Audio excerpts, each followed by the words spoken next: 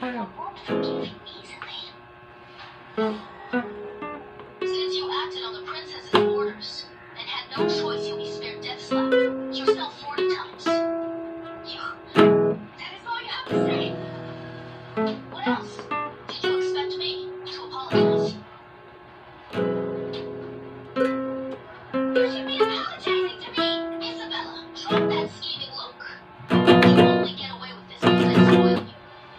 Palad ay basang-basa, ang dagit aba'y damang-dama sa akin.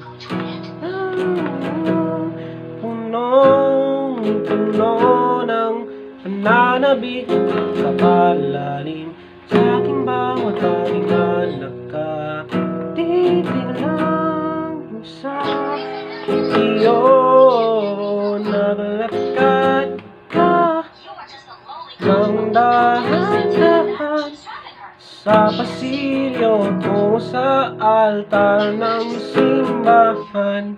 Ang lakad na di ka bibitawan, wala na kung magiging ka. Ikaw